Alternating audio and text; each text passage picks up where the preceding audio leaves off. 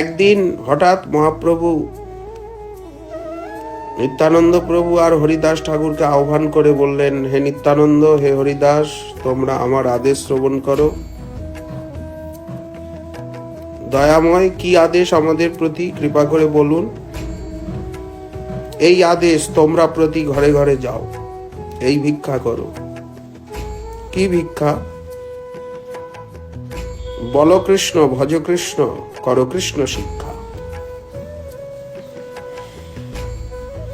বল কৃষ্ণ, ভজ কৃষ্ণ, কর কৃষ্ণ শিক্ষা, এই মহাপ্রভুর উপদেশের সার।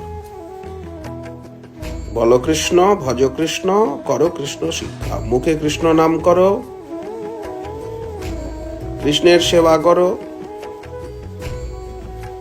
তার চরণ আরাধনা করো, আর ভক্তির সদাচার পালন করো। কৃষ্ণের সংসার করো, সদাচার পালন করো। এই সমস্ত শিক্ষা ছাড়া আর অন্য কোনো শিক্ষার কথা বলবে না।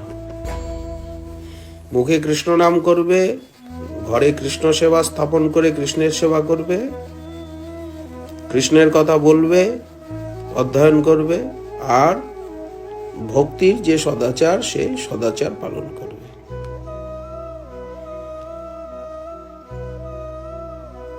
এটাই ভিক্ষা, অন্য কোনো ভিক্ষা নেই। শুনো শুনো নিত্যানন্দ, শুনো হরিদাস, সর্বত্র আমার আজ্ঞা করহ প্রকাশ, প্রতি ঘরে ঘরে গিয়া করো এই ভিক্ষা। বল কৃষ্ণ, ভজ কৃষ্ণ, কর কৃষ্ণ শিক্ষা। ইহা বই আর না বলিবা বলাইবা, দিবা অবসানে আসি আমারে কহিবা। এই মহাপ্রভুর শিক্ষা। আচার্যগণের কি কাজ তাই বলা হচ্ছে। প্রতি ঘরে ঘরে গিয়ে প্রত্যেককে কৃষ্ণ ভজন করানো, কৃষ্ণ কথা শোনানো, কৃষ্ণ নাম মন্ত্র উপদেশ করা, সাধন ভক্তি শিক্ষা দেওয়া এবং সদাচার শিক্ষা দেওয়া। এরই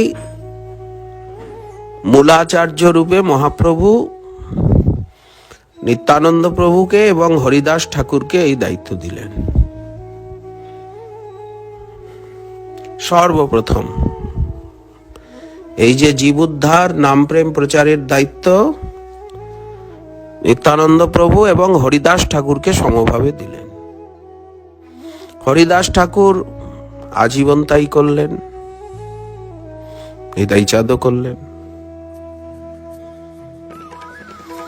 নিত্যানন্দ প্রভু এবং হরিদাস ঠাকুর নদিয়া নগরের ঘরে ঘরে এইভাবে নাম প্রচার করতে লাগলেন, কৃষ্ণ ভজনের প্রচার করতে লাগলেন।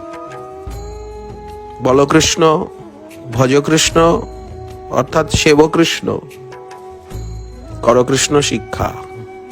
কৃষ্ণ শিক্ষা বলতে কি? গীতা ভাগবতের আলোচনা, ভক্তি গ্রন্থের আলোচনাই হচ্ছে কৃষ্ণ শিক্ষা।